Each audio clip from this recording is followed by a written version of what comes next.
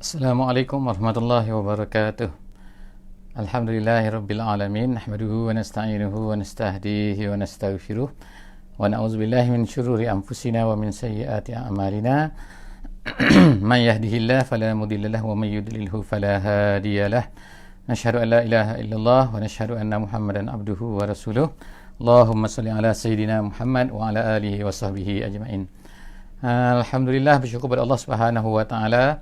Sahabat-sahabat yang dikasihi Allah Subhanahu wa taala, alhamdulillah kita dapat bersama-sama pada petang ini untuk duduk sekali lagi dalam majlis ilmu untuk kita membaca sedikit hadis daripada Nabi sallallahu alaihi wasallam, untuk kita cuba memahami hadis-hadis yang telah ditinggalkan oleh baginda Nabi sallallahu alaihi wasallam untuk menunjukkan kecintaan kita kepada Nabi sallallahu alaihi wasallam.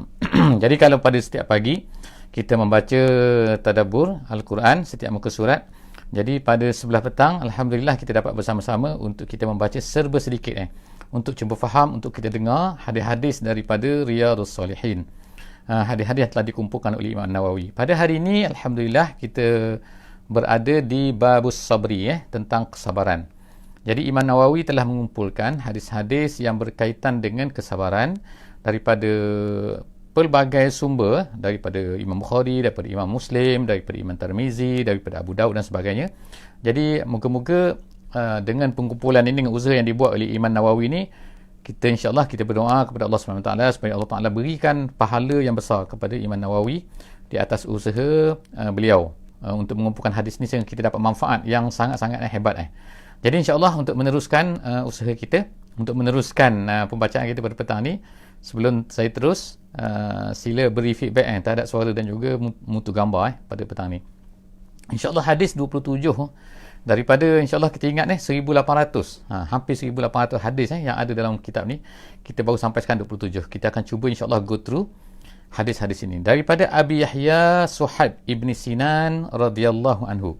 Jadi hadis ini yang kita sebutkan, sambungan daripada sebelum daripada ni, iaitu diriwayatkan oleh Abi Yahya, gelarannya, namanya adalah Sihab bin Sinan. Kita telah sebut sebelum daripada ni, iaitu siapakah dia, Suhaib ini, minta maaf, Suhaib bin Sinan. Siapa-siapa yang ketinggalan semalam mungkin boleh refer balik kepada recording insya-Allah. Radhiyallahu anhu, katanya, jadi dia berkata, sabda Nabi sallallahu alaihi wasallam, qala Rasulullah sallallahu alaihi wasallam.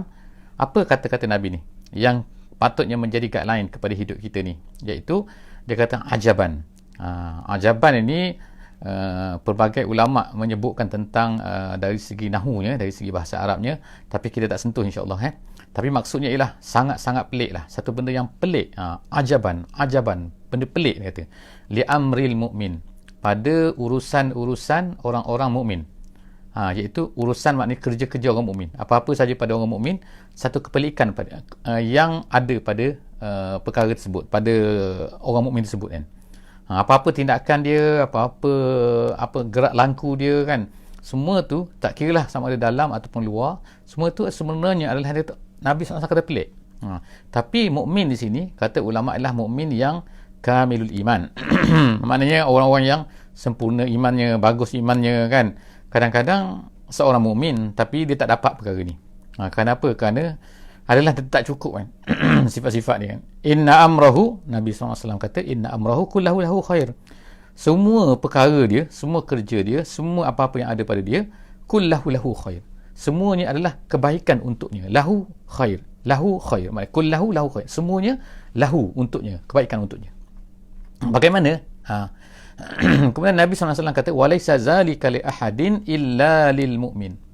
Dan tidak adalah walaisa li ahadin, dan tidak adalah untuk siapa pun, walaisa zalika li ahadin, untuk siapa pun, illa lil mu'min, hanya khusus untuk orang mukmin. Tu Nabi SAW nak emphasize lagi, nak tekankan lagi bahawa sebenarnya perkara ni, dia tak sebut lagi apa perkaranya, tapi Nabi SAW sebutkan untuk orang mukmin saja, untuk orang mukmin saja. Pelik untuk orang mukmin ni, pelik untuk orang mukmin ni. Benda ni tak dapat, untuk orang lain tak dapat, hanya orang mukmin saja. Apa dia? Dia kata, in asabathu sarra, kalaulah ditimpa sarra. Sarra ini, jadi menurut ulama kata kan, jadi saya bacalah di sini kan, saya syarah hadis Riyadhus Salihin ada bersama dengan saya ni. Jadi saya baca sedikit kan yang ada ni, iaitu dia kata sarra ni ialah semua benda yang disukai oleh seorang mukmin. Iaitu kan, iaitu apa saja yang menyukakan dia. Dia dapat kejayaan ke, dia dapat anugerah ke, dia dapat nikmat ke, itu rasa sarraf, benda-benda yang menggembirakan dia. Jadi apabila menimpa satu benda yang menggembirakan dia, syakara, dia bersyukur. Mana alhamdulillah, bukan alhamdulillah saja, tapi mana dia rasa kesyukuran dia, dia berikan kesyukuran dia kepada Allah Subhanahu Wa Taala. Jadi syakara. Jadi dia bersyukur tu fakana khairullah. Maka itu adalah kebaikan untuk dia. Maknanya kalau orang bukan mukmin, walaupun bersyukur, kalau tak mukmin dia tak dapat. Walaupun ucap terima kasih ke, dia cakap alhamdulillah, tapi kalau dia tak beriman, dia akan tak dapat pahala tu. Dia tak akan dapat kebaikan tu. Jadi orang mukmin hebat dia. Hebat Allah Taala beri kepada dia kan. Semua benda menimpa dia, dia kembali kepada Allah Subhanahu Wa Taala. Itulah guna alhamdulillah kan. Iaitu alhamdulillah, segala puji bagi Allah yang menyukakan kita. Semua tu dapat tu, kita kembalikan kepada Allah Subhanahu Wa Taala. Dapat nikmat, kembali kepada Allah. Kemudian dia kata wa in asabathu darra. Darra ni satu benda yang menimpa orang mukmin, satu benda yang tidak menggembirakan dia lah kan, yang mungkin menyakitkan, sama ada badan dia, sama ada family dia. Dia kata pada mal dia kan, dia sebutkan yang saya baca di sini kan, sama ada ahli dia ataupun walad dia ataupun mal dia, apa-apa saja yang menimpa dia yang dia tidak sukai, maka dia sabara fakana khairallah. Nabi kata itu adalah kebaikan untuk dia. Jadi artinya alhamdulillah kan, orang mukmin ni Allah Taala beri daripada kiri, kanan, belakang, depan kan, semua aspek Allah Taala beri kepada dia kurniaan pahala kan, iaitulah kan semua kebaikan untuk dia. Jadi dalam hidup manusia ada apa? Dua saja di antara, kadang-kadang sarak, kadang-kadang darak. Sama ada dia suka menimpanya sesuatu yang suka, menyukakan dia. Kadang-kadang menimpa satu benda yang dia tidak suka kan. Dia tak suka nak menyakitkan dia, bukan dia tak suka pada benda tu kan, ketakdir Allah Subhanahu Wa Taala, tapi maknanya benda tu sakit dia dan sebagainya kan. Nabi Ayub AS dipersakit 18 tahun contohlah kata kan. Dan kita juga mungkin akan kena sakit ni dan sebagainya. Tapi kalau kita bersabar, pahala juga. Kalau sarak, kita bersyukur, dapat pahala juga. Maknanya pergi sini dapat pahala, pergi sini dapat pahala, dua-dua dapat pahala. Best jadi orang mukmin kan. Semua tu syarat dia ialah mukmin. Jadi hadis ini diriwayatkan oleh Muslim dan alhamdulillah kita masuk sekarang hadis yang ke-28. An Anas radhiyallahu anhu qala lamma thaqula an-nabiy sallallahu alaihi wasallam ja'ala yataghashahu al-karbu faqalat. Jadi hadis ini diriwayatkan oleh Anas bin Malik Anas bin Malik lah. Bila sebut Anas tu tak ada orang lain lah hadis ni kan. Mana Anas bin Malik ni ialah kita kata khadim Rasulullah sallallahu alaihi wasallam. Dia adalah pembantu Nabi kan. Sebab dia ni sejak daripada kecil lagi, umur dia 10 tahun kan, telah dihadiahkan oleh mak dia kepada Nabi untuk menjadi pembantu Nabi. Jadi dia ikut Nabi ke mana-mana saja selama 10 tahun. 10 tahun bersama baginda Nabi SAW di luar rumah lah kan Maknanya dia tahu banyak benda. Jadi ni dia cerita ni, Anas radhiyallahu anhu ni pada masa ni ialah umur dia dah maknanya 20 tahun. Sebab dia kata apa kan? Lamma sakula ni berat maknanya. Lamma sakula, berat Nabi. Berat Nabi ni maksudnya Nabi SAW pada masa itu ialah dalam keadaan sakit, sakit sungguh-sungguh kan. Jadi apabila Nabi sakit tu dia kata ialah ja'ala yataghashahu al-karbu. Nabi ni sedang seliputi oleh al-karbu. Karbu ni ialah sakaratul maut. Jadi Nabi pada masa tu dalam keadaan menghadapi sakaratul maut. Itu yataghashahu al-karbu. Faqalat, lalu berkatalah Fatimah. Jadi pada masa tu Fatimah berkata radhiyallahu anha, dia berkata wa karba abatah. Dia kata wa karba abatah maknanya ya Allah, macam ni adalah kata-kata ungkapan dalam bahasa Arabnya untuk menunjukkan kepada seseorang tu yang sedang mengeluh, bukan mengeluh makna mengeluh tak setuju dengan Allah Subhanahu Wa Taala, tapi maksudnya ialah sedang merintih. Kita kata merintih kan. Jadi wa karba abatah, oh sakitnya ayahku gitu. Abatah tu maknanya daripada abi lah abi, tapi dia sebut abatah. Dia ada cara lah kan, susunan bahasa Arab ni dia akan sambung atah ke belakang tu. Biasanya kalau dia nak sebut kata oh Islamku, oh Islam, dia kata macam mana? Dia kata oh Islam, maknanya dia merintih sayang kepada Islam, dia akan kata wa islamah, dia kata macam tu. Jadi wa karba abatah, itu cara bahasa Arab sebut kan. Lalu kata Nabi SAW selepas tu, pada masa bila Fatimah tu cakap, Fatimah adalah anak Nabi SAW, faqala, berkata Nabi SAW, laisa ala abika karbun ba'lal yaum. Kata Nabi SAW kepada Fatimah, selepas daripada ni wahai Fatimah, tak ada lagi lah sakit macam ni kepada ayah kepada ayah kan. Ala abika, kata ayah kamu. Jadi sebab apa dia cakap macam tu? Sebab apa? Sebab bila dah meninggal, seorang yang dah meninggal tak ada lagi sakit kan. Jadi Nabi ni maknanya ketika dia nak meninggal pun dia menghadapi satu rasa yang sangat sakit. Itu adalah disebutkan oleh ulama kan, maknanya ialah Allah Subhanahu Wa Taala uji, katakan uji sakit bukan maknanya uji dengan benda yang tak elok, tapi uji dengan satu benda yang sakit. Kenapa? Kerana Allah Taala nak beri, sebagaimana kita baca sebelum daripada ni, pahala yang besar. Jadi kan maknanya izamil sawab tu, besarnya pahala itu adalah berdasarkan kepada besarnya ujian yang Allah Ta'ala beri kepada kita semua. Jadi falamma mata, bila Nabi SAW dah meninggal, dah wafat lah, kita dalam bahasa Melayu kan, dia kata faqalat, lalu berkatalah Fatimah tadi. Fatimah kata apa? Ya abatah ajaba rabban da'ah. Dia kata, wahai ayahku, dia kata ajaba rabban, dia telah menyahut seruan Tuhan yang telah memanggilnya. Maknanya dia telah kembali ke rahmatullah lah. Dia balik dah berjumpa dengan Tuhan, benar Allah Subhanahu Wa Taala. Ya abatah, kata Fatimah lagi, wahai ayahku, jannatul firdausi ma'wah. Syurga Firdaus. Syurga Firdaus makna syurga yang tertinggi lah kan.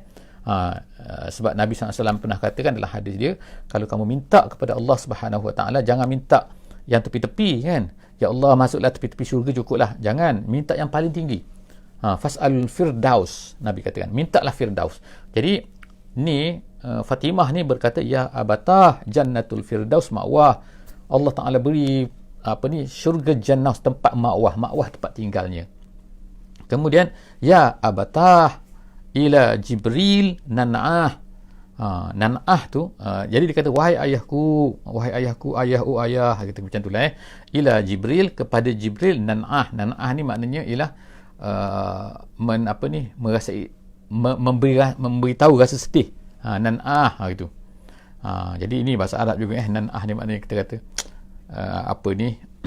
kalau orang mati kan, kita kata nan'ah, itu nan'ah. Jadi kami meratapilah kan kepada Jibril, kata memberitahu kepada Jibril, ni ayah dah mati dah gitu kan.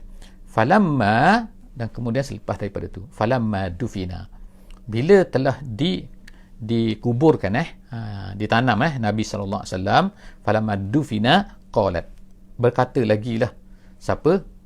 Fatimah. Dia kata qalat Fatimah tu radhiyallahu anha, atabat anfusukum an tahsu ala Rasulillah sallallahu alaihi wasallam at-turab.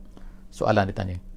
Dia kata atabat anfusukum, maksudnya ialah tobat ni maknanya baik. Anfusukum tu jiwa kamu.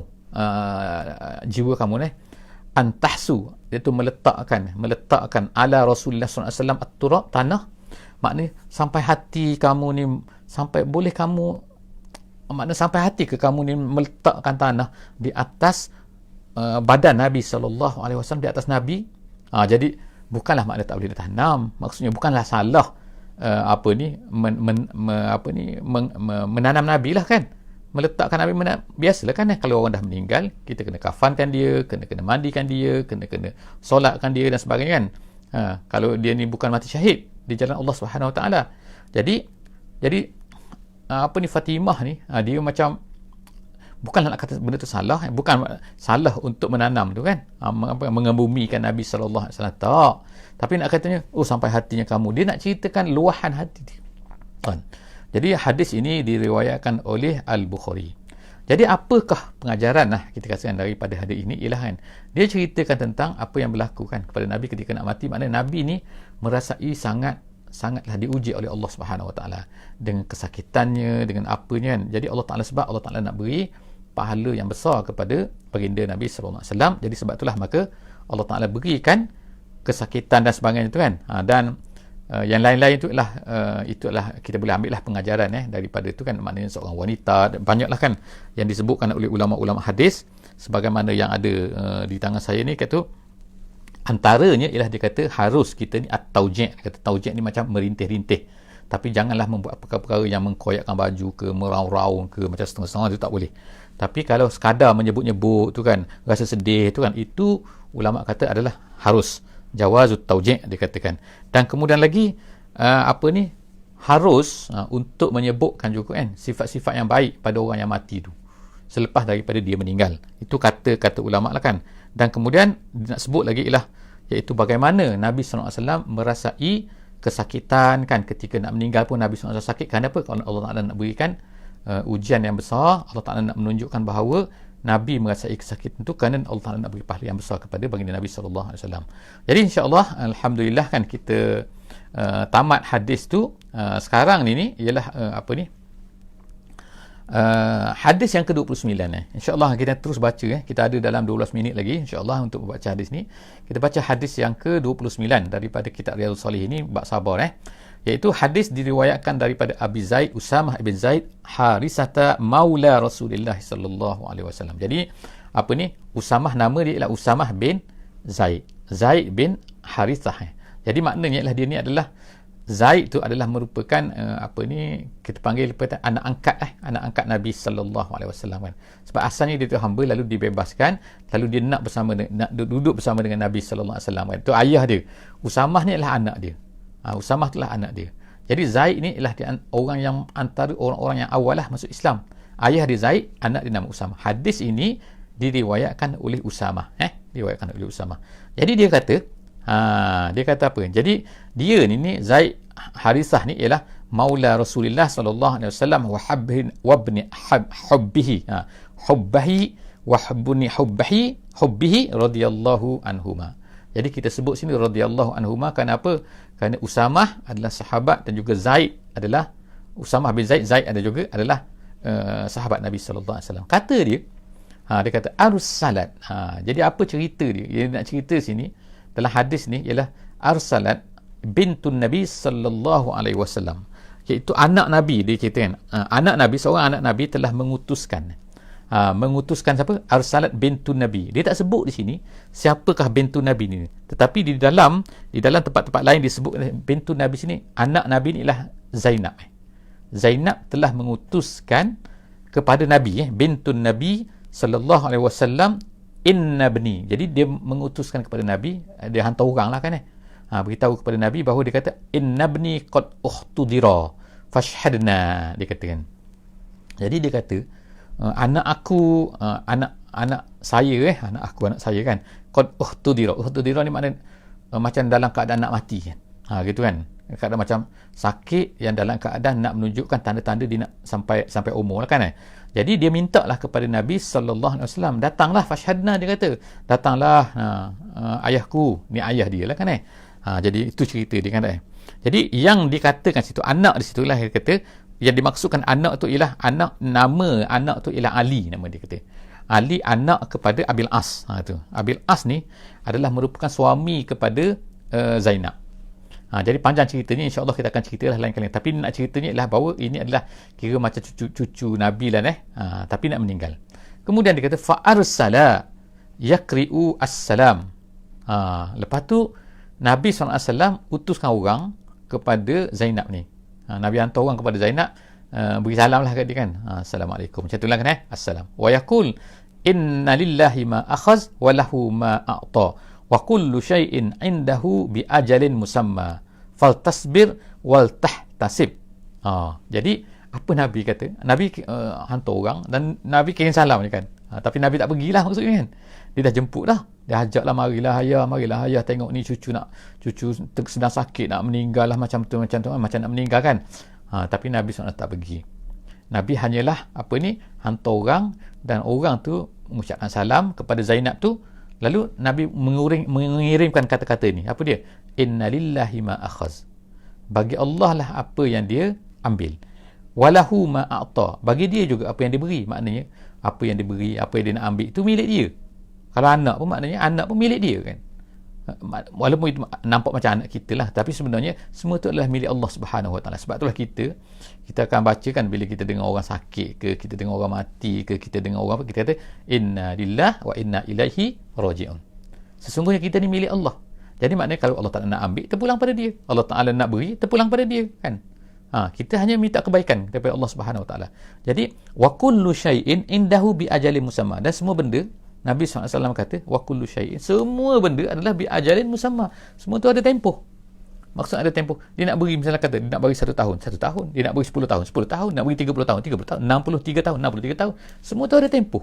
Kan? Dia nak hantar kita ke atas dunia ni. Jadi kata Nabi SAW, faltasbir, dia kata, bersabarlah, wal tahtasib, harapkanlah pahala daripada Allah SWT. Maknanya kalau sabar saja tapi bukan kerana Allah, kita tak dapat pahala kan. Tapi maknanya bersabar dan juga harapkan pahala daripada Allah SWT. Fa arsalat ilaihi tuqsimu alaihi layatiyannaha. Apa ni, Zainab tak puas hati lah kan. Apa ni datuk lah kan, datuk kepada cucu ni, anak dia ni nak meninggal ni kan. Dia kata tak datang. Jadi dia hantar lagi, dia hantar utusan lagi. Dia hantar utusan, dia kata ilahi tuqsimu alaihi, dia bersumpah demi Allah lah, maknanya bersumpah, kata layak tian, tolonglah datang, tolonglah juga, layak tiannaha, datanglah juga. Jadi Nabi SAW pun bila dah minta macam tu kan, faqama, lalu Nabi SAW pun bangunlah, bangun berdiri, wa ma'ahu Sa'du ibnu Ubadah. Jadi bersama dengan Nabi tu pergi ke rumah Zainab tu ialah Sa'du ibnu Ubadah, wa Mu'az bin Jabal, dan juga Mu'az bin Jabal, wa Ubay ibnu Ka'ab, dan Ubay, wa Zaid ibn Thabit, wa rijalun radhiyallahu anhum, dan juga berapa ramai lagi. Jadi yang disebutkan nama-nama ni ialah bukan makna semua orang, bukan makna ada lagi orang lain yang tak disebutkan nama dia, tapi yang disebutkan nama dia tu Sa'd bin Ubadah, Mu'az bin Jabal, Ubay bin Ka'ab, Zaid bin Thabit. Kemudian ada beberapa orang lagi yang pergi bersama-sama dengan Nabi SAW ke rumah Zainab tadi tu. Jadi pergilah. Farufi'a ila Rasulillah sallallahu alaihi wasallam as-sabi. Lalu Ali kan, budak tadi nama Ali kan, Ali bin kita kata dia ibni Abil As. Jadi dia pun dia angkatlah farufi'a ila Rasulillah sallallahu alaihi wasallam as-sabi, dia angkatlah budak tu, baby tadi tu, kepada Nabi sallallahu alaihi wasallam. Fa aq'adahu fi hijrihi.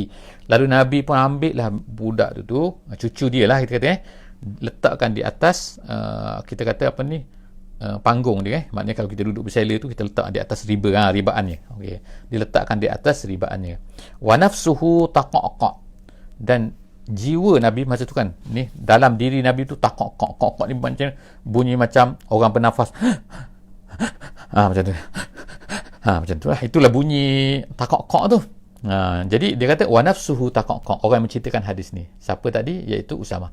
Jadi cerita taqaqa, fa fadat aina, dan seterusnya dia kata mengalir air mata Nabi sallallahu alaihi wasallam. Dahlah Nabi tu rasa macam tu kan, bunyi macam tu, kemudian tu mengalir air mata pula. Jadi Sa'ad ni pula kata, siapa tadi Sa'ad ni? Sa'ad bin Zaid. Tadi yang kita katakan ada tadi kan, Sa'ad bin Ubadah. Sa'ad bin Ubadah. Kan? Ada kan tadi Sa'ad bin Ubadah. Jadi katalah Sa'ad, faqala Sa'ad, dia kata, ya Rasulullah, ma haza? Dia kata. Nabi, jadi Sa'ad ni kata kepada Nabi SAW, ya Rasulullah, apa ni? Gitu. Apa ni? Maknanya pelik lah dia. Kenapa Nabi menangis dan juga tu macam bunyi dalam diri dia. Macam bunyi tu kan. Jadi macam, apa ni? Kata Sa'ad. Faqala, lalu berkatalah Nabi sallallahu alaihi wasallam kepada Sa'ad bin Ubadah tadi. Apa dia kata? Hazihi rahmatun ja'alahu Allah Ta'ala fi qulubi ibadihi. Ini adalah merupakan rahmat yang Allah Ta'ala jadikan di dalam hati hamba-hambanya. Ini adalah rahmat yang Allah Ta'ala jadikan. Dan maknanya perasaan begitu tu jangan pelik. Seolah macam kata Sa'ad kata, Nabi tak kan, Nabi pun sedih juga. Gitu kan, seolah-olahnya macam kata. Jadi Nabi SAW beritahu kan, perasaan sedih, perasaan rasa sayang, perasaan tu semua adalah merupakan rahmat yang Allah Subhanahu Wa Ta'ala jadikan di dalam hati hamba-hambanya, hamba-hamba Allah Subhanahu Wa Ta'ala. Wa fi riwayatin, ada lagi riwayat yang lain, dia kata, iaitu fi qulubi man syaa min ibadihi. Perasaan macam tu adalah merupakan, dia kata apa ni, iaitu dicampakkan oleh Allah Subhanahu Wa Ta'ala di dalam hati sesiapa yang dikehendakinya min ibadihi, daripada hamba-hambanya. Artinya apa sini? Maknanya ada juga orang tak rasa apa-apa. Jadi kalau orang tak rasa apa-apa tu, maknanya dia tak tercampaklah rahmat Allah Subhanahu Wa Ta'ala. Jadi kalau orang tu tersentuh dengan apa-apa kebaikan sama tu, itu maknanya apa kan? Maknanya bahawa dia tu adalah mendapat rahmat daripada Allah Subhanahu Wa Ta'ala yang dicampakkan dalam hatinya. Wa innama yarhamullah min ibadihi ar-ruhama. Ni poin cantik ni kan, poin cantik dalam hadis ni, iaitu Nabi SAW kata, wa innama yarhamullah, sesungguhnya Allah Ta'ala itu merahmati min ibadihi ar-ruhama, merahmati orang-orang daripada hambanya yang ruhama. Maknanya ruhama min ibadihi, maknanya siapa yang mempunyai rasa rahmat, rasa makna ada perasaan lah, makna sensitif lah kan terhadap benda-benda yang berlaku tu kan, rasa kasihan belah, rasa apa, itu sebenarnya adalah merupakan rahmat daripada Allah Subhanahu Wa Taala yang nak diberikan kepada sesiapa saja daripada hamba-hambanya. Jadi daripada hadis ini adalah hadis ini muttafaqun alaih. Di bawah tu sikit Imam Nawawi menyebutkan makna apa, makna taqaqqa. Taqaqqa tu artinya tataharrak wa tattarib. Makna tataharrak tu gegar kan, dan juga tattarib gementar-gementar, maknanya yang macam tadi lah saya sebut kan. Macam tu kan, bunyi macam tu makna taqaqqa. Jadi Nabi SAW pun ada perasaan tu, Nabi pun ada jiwa macam tu kan, apabila berlaku. Jadi insya-Allah kan, itu adalah makna pengajaran daripada hadis ni yang disebutkan oleh ulama-ulama hadis di sini, yang saya boleh petik lah kan, iaitu disebutkan bahawa perkara ini adalah merupakan kebiasaan manusia kan, iaitu perkara ini adalah perkara yang Allah SWT anugerahkan kepada hati hamba-hambanya yang Allah Ta'ala kehendaki. Maknanya kalau benda ni adalah tidak mengapa, kalau berlaku macam ni tidak mengapa kan. Dan kemudian tu di antara juga yang ulama-ulama sebut tentang hadis ni ialah sunat dia kata ibrarul qasam. Iaitu ibrarul qasam, kalau orang minta bersumpah bersungguh-sungguh tu, maknanya kita kalau boleh kita bertunaikan. Sebagaimana Nabi SAW tadi telah menunaikan apa yang diharapkan oleh Zainab daripada baginda Nabi SAW, daripada ayahnya kan. Jadi insya-Allah setakat terus saja insya-Allah hadis ni. Jadi akan datang kita akan sambung hadis yang ke-30 Tapi kita sebutkan tadi kan, kita tak sempat nak cerita pasal Zainab dengan detail dengan suami dia Abul As kan. Jadi insya-Allah kalau ada kesempatan akan datang kita akan cerita sikit cerita tentang Zainab dan juga Abul As ni. Cerita dia agak panjang tapi saya akan cuba pendekkan insya-Allah kan. Jadi hari ni kita cuba nak habiskan hadis ini dulu, dan selepas ni kita akan ceritakan. Jadi kalau tu insya-Allah tolong ingatkan saya insya-Allah. Aku qouli hadza wa astaghfirullahal azim li wa lakum. Wabillahi taufiq wal hidayah. Wassalamualaikum warahmatullahi wabarakatuh. Bismillahirrahmanirrahim. Wal 'asri innal insana lafi khusr illa allazina amanu wa amilus solihat wa tawasaw bil haqqi wa tawasaw bis sabr.